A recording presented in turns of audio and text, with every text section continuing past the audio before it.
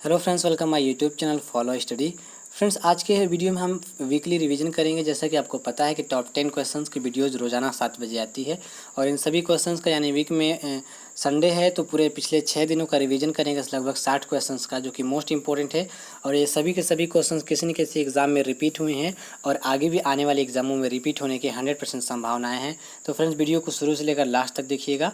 बहुत अच्छे most selected question मैंने इस चैनल पे यानी कि इस वीडियो में सेलेक्टेड क्वेश्चन लिया है, तो चैनल वीडियो को लास्ट तक देखिएगा। और अभी तक आप चैनल को सब्सक्राइब नहीं किए हैं तो चैनल को जरूर से सब्सक्राइब कर ले। सब्सक्राइब के बगल में जो बेल आइकन का निशान यानी घंटे का, उसे भी क्लिक करके ऑल का ऑप्शन जरूर सेलेक्ट करें, ताकि जब भी हम कोई अगली वीडियो अपलोड करें उसका नोटिफिकेशन सबसे पहले आपको मिले। तो चलिए हम सभी के सभी क्वेश्चन का फटाफट रिवीजन करते हैं। सबसे पहला क्वेश्चन है, किस विटामिन को प्रजनन विटामिन कहते हैं?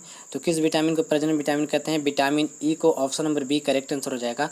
बात करें हम विटामिन ई की, तो विटामिन ई को यहाँ पे आपको याद रखना है, विटामिन ई को बीटी विटामिन भी कहा जाता है, तो ये आपको ध्यान देना है। बात करें विटामिन के की, तो विटामिन के का रासायनिक नाम होता है फिलोक्विनोन।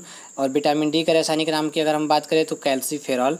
विटामिन बी का रासायनिक का हम बात करें, जैसे कि ऑप्शन डी में आप देख पा रहे हैं, तो विटामिन बी का रासायनिक नाम होता है यहाँ पे थायमीन, तो ये आपको ध्यान देना है। नेक्स्ट क्वेश्चन, विटामिन के का रासायनिक नाम क्या है? तो विटामिन के का रासायनिक नाम है फिलोक्विनोन। अगर हम बात करें कैल्सीफेरॉल, तो विटामिन डी का कैल्सीफेरॉल होता है, अभी मैंने आपको बताया। थायमीन होता है विटामिन बी का। नियासिन होता है विटामिन B3 का, तो ये भी आपको याद रखना है। ओके, नेक्स्ट क्वेश्चन, किस विटामिन को विटामिन जी कहते हैं? तो किस विटामिन को विटामिन जी कहते हैं? विटामिन B2 को। Option number B correct answer हो जाएगा, तो ये आपको ध्यान देना है। विटामिन B2 का मैंने आपको बताया रासायनिक नाम की राइबोफ्लेविन, और विटामिन B1 का मैंने आपको बताया थायमिन, ये आपको याद रखना है। विटामिन B9 का होता है फॉलिक अम्ल रासायनिक नाम। विटामिन B12 का होता है साइनोकोबालामिन। तो ये सभी के सभी इंपॉर्टेंट क्वेश्चन है, आपको याद रखना है। ओके, नेक्स्ट क्वेश्चन, हीमोफीलिया किस विटामिन की कमी से होता है? तो हीमोफीलिया जो रोग होता है विटामिन के की कमी से होता है, तो ये आपको याद रखना है। Option number A correct answer हो जाएगा। Okay, next question, sunshine vitamin कहते हैं। सनशाइन यानी कि जो सूरज की रोशनी में हमें मिलता है, यानी कि कुल मिला के बोले डायरेक्टली कि सूर्य से हमें कौन सा विटामिन मिलता है? तो विटामिन डी हमें सूर्य से मिलता है। ऑप्शन नंबर बी यहाँ पे करेक्ट आंसर हो जाएगा, विटामिन डी। ओके, कैल्सीफेरॉल इसका रासायनिक नाम होता है। चलिए नेक्स्ट क्वेश्चन देख लेते हैं, जीरोपथलेमिया रोग किस विटामिन की कमी से होता है? तो जीरोपथलेमिया रोग विटामिन ए की कमी से होता है। विटामिन ए की कमी से रतौंधी रोग भी होता है, ये आपको याद रखना है। ओके, विटामिन ए का रासायनिक नाम भी आपको याद रखना है, रेटिनॉल होता है। Okay, next question, vitamin A और बी की खोज किसने की थी? ये मोस्ट इंपॉर्टेंट है, एसएससी सीजीएल में ये क्वेश्चन पूछा गया है। विटामिन ए और बी की खोज किसने करा था? तो डायरेक्टली आपसे पूछा जाए कि विटामिन ए और बी की खोज किसने करा था? मैकोलन ने किया था। ऑप्शन नंबर बी यहाँ पे करेक्ट आंसर हो जाएगा। ओके, नेक्स्ट क्वेश्चन, सुनहरे चावल में कौन सा विटामिन पाया जाता है? तो सुनहरे चावल की अगर हम बात करें तो सुनहरे चावल में विटामिन ए पाया जाता है। Option number A correct answer हो जाएगा। विटामिन ए का रासायनिक नाम है calciferol. Okay, next question, vitamin सिद्धांत किसने दिया था? तो विटामिन सिद्धांत किसने दिया था? हॉपकिंस ने। ऑप्शन नंबर सी यहाँ पे करेक्ट आंसर हो जाएगा। विटामिन की खोज अगर आपसे पूछा जाए कि डायरेक्टली विटामिन की खोज किसने की, तो लोनी ने किया था। लेकिन अगर आपसे पूछा जाए कि विटामिन का नामकरण किसने करा था, तो विटामिन का नामकरण फंक ने किया था। विटामिन सिद्धांत किसने दिया था? तो हॉपकिंस ने दिया था। तो तीनों ही इंपॉर्टेंट है, मोस्ट इंपॉर्टेंट आपको ध्यान देना है। फिर से मैं आपको बता देता हूँ, विटामिन की खोज किसने करा था? लूनिन ने। विटामिन का नामकरण किसने करा था? फंक ने। विटामिन का सिद्धांत किसने दिया था? हॉपकिंस ने। ओके, नेक्स्ट क्वेश्चन, फॉलिक अम्ल किसे कहा जाता है? तो विटामिन B9 को फॉलिक अम्ल यानी कि इसका रासायनिक नाम होता है विटामिन B9 का, तो ये आपको ध्यान देना है। ओके, विटामिन B1 का भी मैंने आपको बताया कि होता है थायमीन। विटामिन B2 का राइबोफ्लेविन। फॉलिक अम्ल विटामिन B9 और B12 का साइनोकोबालामिन। ओके, नाविक रोग किस विटामिन की कमी से होता है? तो नाविक रोग विटामिन सी की कमी से होता है। ऑप्शन नंबर सी यहाँ पे करेक्ट आंसर हो जाएगा। चलिए नेक्स्ट क्वेश्चन देख लेते हैं, मनुष्य की सुनने की क्षमता कितनी होती है? मनुष्य कितनी हर्ट्ज की जो ध्वनि होती है उसको सुन सकता है? तो मिनिमम 20 और मैक्सिमम 20,000 हर्ट्ज। तो यानी ऑप्शन नंबर बी यहाँ पे करेक्ट आंसर हो जाएगा, 20 से 20,000 हर्ट्ज।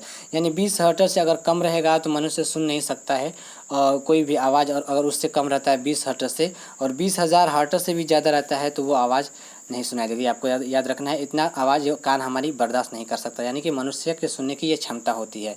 तो ऑप्शन नंबर बी यहाँ पे करेक्ट आंसर हो जाएगा। नेक्स्ट क्वेश्चन, सौर ऊर्जा को विद्युत ऊर्जा में बदलने वाला यंत्र को क्या कहा जाता है? फोटोवोल्टिक सेल कहा जाता है। ऑप्शन नंबर ए यहाँ पे करेक्ट आंसर हो जाएगा। नेक्स्ट क्वेश्चन देख लेते हैं, पृथ्वी के केंद्र पर गुरुत्व के कारण त्वरण का मान क्या होता है? तो पृथ्वी के केंद्र पर गुरुत्व त्वरण का मान 0 होता है। ऑप्शन बी करेक्ट आंसर हो जाएगा। अगर आपसे पूछा जाए कि गुरुत्व त्वरण सबसे ज़्यादा कहाँ पे होता है, तो सबसे ज़्यादा देखिए पृथ्वी की जो सतह है उस पर सबसे ज़्यादा गुरुत्वीय त्वरण का मान होता है। अगर पृथ्वी की सतह से ऊपर की तरफ अगर हम जाएँ तो भी गुरुत्वीय त्वरण का मान घटता है, और पृथ्वी के केंद्र की तरफ जाए तो भी गुरुत्वीय त्वरण का मान घटता है। अगर डायरेक्टली केंद्र पे बात करें तो केंद्र पे उसका मान 0 होता है। तो ऑप्शन बी करेक्ट आंसर हो जाएगा। ओके, नेक्स्ट क्वेश्चन, चुंबकीय प्रेरण क्षेत्र की एस आई इकाई क्या होती है? तो चुंबकीय प्रेरण क्षेत्र की एस आई इकाई क्या होती है? टेस्ला। ऑप्शन ए यहाँ पे करेक्ट आंसर हो जाएगा। नेक्स्ट क्वेश्चन, पदार्थ का परमाणु सिद्धांत किस वैज्ञानिक ने दिया था? तो पदार्थ का परमाणु सिद्धांत किस वैज्ञानिक ने दिया था? डाल्टन ने दिया था। Option A correct answer. Next question, किस यंत्र द्वारा रेडियो एक्टिविटी मापी जाती है? गीगर मूलर काउंटर के द्वारा रेडियो एक्टिविटी मापी जाती है। तो ऑप्शन बी करेक्ट आंसर हो जाएगा। नेक्स्ट क्वेश्चन, पृथ्वी की सतह से भू स्थिर उपग्रह की ऊंचाई कितनी होती है? तो पृथ्वी की सतह से भू स्थिर उपग्रह की ऊंचाई कितनी होती है? 36,000 किलोमीटर। ऑप्शन ए यहाँ पे करेक्ट आंसर हो जाएगा। नेक्स्ट क्वेश्चन, वॉशिंग मशीन किस सिद्धांत पर कार्य करता है? तो वॉशिंग मशीन अपकेंद्रण के सिद्धांत पर कार्य करता है। ऑप्शन ए यहाँ पे करेक्ट आंसर हो जाएगा। चलिए नेक्स्ट क्वेश्चन देख लेते हैं। आघूर्ण बल की एस आई इकाई क्या होती है? तो आघूर्ण बल की एस आई इकाई होती है न्यूटन मीटर। ऑप्शन ए यहाँ पे करेक्ट आंसर हो जाएगा। नेक्स्ट क्वेश्चन, विद्युत चालकता का मात्रक क्या होता है? तो विद्युत चालकता का मात्रक होता है महो। ऑप्शन ए यहाँ पे करेक्ट आंसर हो जाएगा। विद्युत चालकता का मात्रक क्या होता है? महो। नेक्स्ट क्वेश्चन, अपसारी लेंस के नाम से जाना जाता है। तो ये कुछ लेंस से संबंधित क्वेश्चन है जो कि मोस्ट इंपॉर्टेंट है, कई बार एग्जाम में पूछा जाता है। अपसारी लेंस के नाम से जाना जाता है अवतल लेंस को। तो ऑप्शन बी यहाँ पे करेक्ट आंसर हो जाएगा।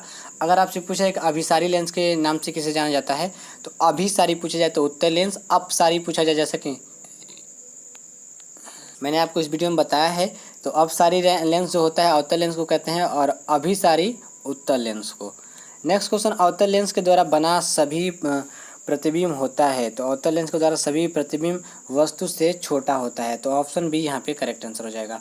नेक्स्ट क्वेश्चन, अभिसारी लेंस के नाम से जाना जाता है। अभी मैंने आपको बताया कि अभिसारी लेंस के नाम से उत्तल लेंस को जाना जाता है, जबकि अपसारी लेंस से अवतल लेंस को जाना जाता है। तो दोनों ही इंपॉर्टेंट है, आपको याद रखना है। ओके, नेक्स्ट क्वेश्चन, निकट दृष्टि दोष को क्या कहा जाता है? तो निकट दृष्टि दोष को मायोपिया कहा जाता है। ऑप्शन बी यहाँ पे करेक्ट आंसर हो जाएगा। और ये मोस्ट इंपॉर्टेंट क्वेश्चन है, कई बार एग्जाम में रिपीट हुआ है, तो आपको याद रखना है। अगर वहीं हम बात करें दूरदृष्टि दोष की, दूरदृष्टि दोष को हाइपरमेट्रोपिया कहा जाता है। तो दोनों ही आपको याद रखना है। नेक्स्ट क्वेश्चन, निकट दृष्टि दोष के निवारण के लिए प्रयुक्त लेंस है। तो निकट दृष्टि दोष के निवारण के लिए प्रयुक्त कौन सा लेंस है? अवतल लेंस का प्रयोग किया जाता है निकट दृष्टि दोष के निवारण के लिए। ओके, नेक्स्ट क्वेश्चन, निकट दृष्टि दोष में प्रतिबिंब बनता है। तो निकट दृष्टि दोष में प्रतिबिंब रेटिना से पहले ही बनता है। ऑप्शन नंबर सी यहाँ पे करेक्ट आंसर हो जाएगा। नेक्स्ट क्वेश्चन देख लेते हैं। दूरदृष्टि दोष को क्या कहा जाता है? तो अभी मैंने आपको बताया कि दूरदृष्टि दोष को हाइपरमेट्रोपिया बोला जाता है। ओके, और निकट दृष्टि दोष को मायोपिया बोला जाता है। नेक्स्ट क्वेश्चन, दूरदृष्टि दोष के निवारण के लिए प्रयुक्त लेंस कौन सा होता है? तो अभी मैंने आपको बताया कि निकट दृष्टि दोष के लिए निवारण के लिए अवतल लेंस, जबकि यहाँ पे ऑप्शन ए करेक्ट आंसर हो जाएगा। दूरदृष्टि दोष के लिए उत्तल लेंस का प्रयोग किया जाता है निवारण के लिए। ओके, नेक्स्ट है, दूरदृष्टि दोष में प्रतिबिंब बनता है। तो प्रतिबिंब बनता है रेटिना के पीछे। ऑप्शन नंबर बी यहाँ पे करेक्ट आंसर हो जाएगा। अगर आपकी आंखें नॉर्मल है, सब कुछ अच्छा है, तो ना ही आपकी आंखों में निकट दृष्टि दोष है और ना ही दूर दृष्टि दोष है, तो आपका प्रतिबिंब रेटिना पे बनता है, वास्तविक और उल्टा। ये आपको ध्यान देना है। तो यह दोष की बात हो रही है, तो दूर दृष्टि दोष में प्रतिबिंब रेटिना के पीछे बनता है और निकट दृष्टि दोष में रेटिना के आगे बनता है। ये आपको याद रखना है। नेक्स्ट क्वेश्चन, मनुष्य की आँख में कौन सा लेंस होता है? तो मनुष्य की आँख में कौन सा लेंस होता है? उत्तल लेंस कह लीजिए या फिर द्विउत्तल लेंस, क्योंकि आँखों में कुछ इस प्रकार का लेंस होता है, ये आपको ध्यान देना है। ये उभरा हुआ जो होता है उत्तल लेंस, तो कहीं कहीं आपको ऑप्शन में उत्तल लेंस भी देखने को मिल जाएगा, या फिर द्विउत्तल लेंस, यानी कि दोनों तरफ से होता है उत्तल लेंस के आकार का। तो द्विउत्तल lens, option B correct answer हो जाएगा। ओके, नेक्स्ट क्वेश्चन, स्वस्थ मनुष्य के शरीर का तापमान कितना होता है? तो स्वस्थ मनुष्य के शरीर का तापमान होता है 37 डिग्री सेल्सियस। अगर आपसे फ़ारेनहाइट में पूछा जाए तो 98.6 फ़ारेनहाइट। अगर आपसे केल्विन में पूछा जाए तो 310 केल्विन। तो तीनों ही ऑप्शन डी करेक्ट आंसर हो जाएगा, तीनों। ओके, तो स्वस्थ मनुष्य के शरीर में तापमान कितना होता है? कई बार आप याद रखते हैं कि 37 डिग्री सेल्सियस, ज़्यादा 37 डिग्री सेल्सियस से आप याद रखते हैं, लेकिन अच्छे एग्जामों में 98.6 यानी फ़ारेनहाइट में और केल्विन में पूछा जा सकता है। तो तीनों ही इंपॉर्टेंट है, आप इसे याद रखिएगा। ओके, चलिए नेक्स्ट क्वेश्चन देख लेते हैं। मनुष्य के आँख के स्पष्ट दृष्टि की न्यूनतम दूरी कितनी होती है? तो मनुष्य के आँख की स्पष्ट दृष्टि की न्यूनतम दूरी कितनी होती है? 25 सेंटीमीटर। ऑप्शन नंबर डी यहाँ पे करेक्ट आंसर हो जाएगा। नेक्स्ट क्वेश्चन, अभी मैंने आपको बताया कि 25 सेंटीमीटर मनुष्य के आँख के स्पष्ट दृष्टि की न्यूनतम दूरी होती है। नेक्स्ट क्वेश्चन, मनुष्य की आँख कितने मेगापिक्सल कैमरे की तरह कार्य करता है? तो मनुष्य की जो आँख होता है 576 मेगापिक्सल यानी कि 576 मेगापिक्सल कैमरे की तरह कार्य करता है। तो ये आपको याद रखना है, option C correct answer. Next question, lens को बनाने में कौन सा कांच प्रयुक्त होता है? तो लेंस को बनाने में फ्लिंट कांच का यूज होता है, option D correct answer. Next question, मनुष्य के आँख के लेंस की क्षमता कितनी होती है? तो 60 डायोप्टर होता है, डी यानी कि डायोप्टर, यहाँ पे डी लिखा हुआ है यानी कि डायोप्टर। तो 60 डायोप्टर होता है मनुष्य के आँख के लेंस की क्षमता। ओके, नेक्स्ट है, मनुष्य के आँख के रेटिना पर प्रतिबिंब बनता है। अभी मैंने आपको बताया कि रेटिना पर जो अगर आपकी नॉर्मल आँखें होती हैं, नहीं आपकी आँखों में कोई दोष है यानी कि निकट या फिर दूर, तो आपकी जो नॉर्मल चीज़ें दिखाई देती हैं वो रेटिना पे उसका प्रतिबिंब बनता है। अगर निकट दृष्टि दोष होता है तो रेटिना से पहले बनता है, दूर दृष्टि दोष होता है तो रेटिना के पीछे बनता है। अगर आपकी आंखें नॉर्मल है तो वो रेटिना पर बनता है। तो यहाँ पर क्वेश्चन में पूछा गया है कि मनुष्य की आँख के रेटिना पर बना प्रतिबिंब कैसा होता है? वास्तविक व उल्टा होता है, option C correct answer. Next question, पानी में बना वायु का बुलबुला की भांति व्यवहार करता है?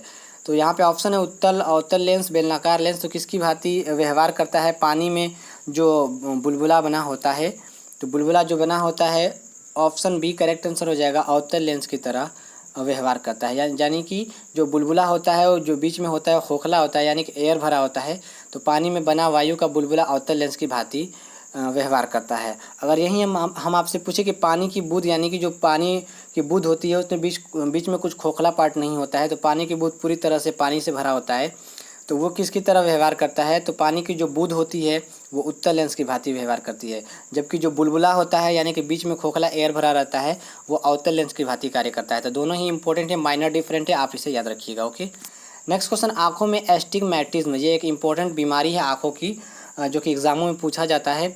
अबिंदुकता जिसे हिंदी में बोला जाता है, दोष के निवारण के लिए प्रयुक्त किया जाता है। ज़्यादा आपको एस्टिग्मैटिज्म ही हिंदी में देखने को आपको मिलेगा, तो दोनों ही मैंने आपको यहाँ पे बता रखा है। तो इस दोष के निवारण के लिए कौन सा लेंस प्रयोग किया जाता है? तो बेलनाकार लेंस प्रयोग किया जाता है यानी कि सिलिंड्रिकल लेंस प्रयोग किया जाता है, ऑप्शन सी यहाँ पे करेक्ट आंसर हो जाएगा।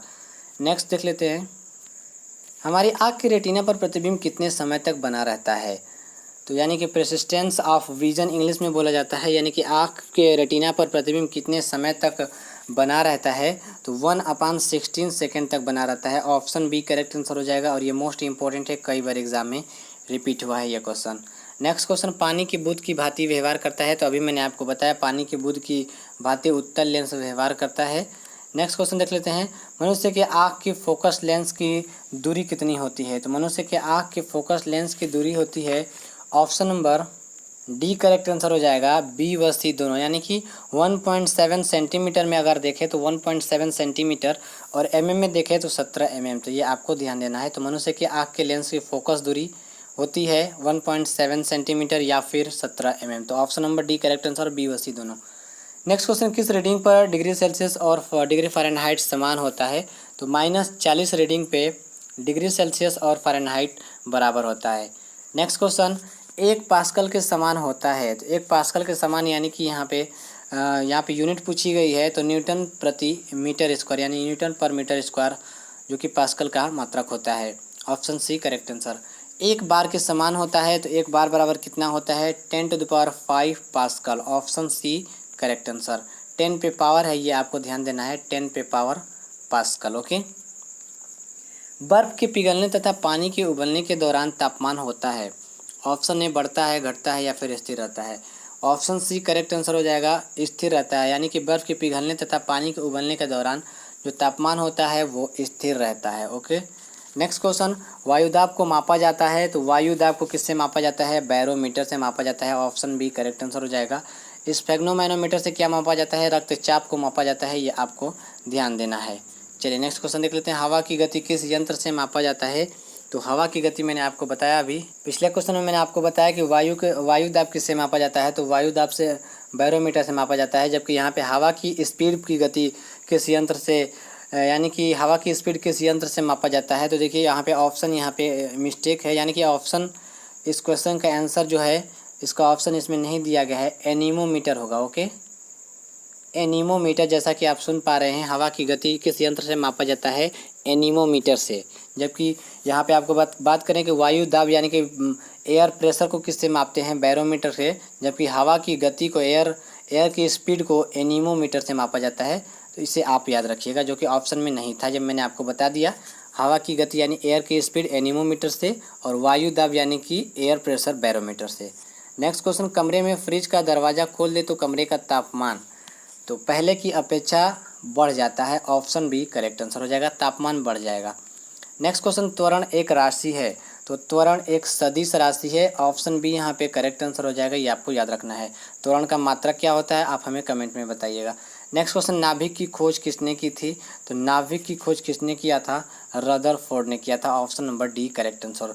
तो फ्रेंड्स, सभी के सभी लगभग जितने भी क्वेश्चंस थे स्टैटिक जी के, जितने जनरल साइंस, जनरल अवेयरनेस, जितने भी क्वेश्चन थे पिछले वीक में, मैंने सब कुछ को रिवीजन करवा दिया है। फ्रेंड्स, अगर आपको मेरी मेहनत पसंद है या वीडियो पसंद आया हो तो ज़रूर से वीडियो को लाइक करिएगा। और हाँ फ्रेंड्स, ये सभी के सभी क्वेश्चन मोस्ट इंपॉर्टेंट है, किसी न किसी एग्जाम में रिपीट हुए हैं और आगे भी सभी क्वेश्चन एग्जाम में ज़रूर रिपीट होंगे।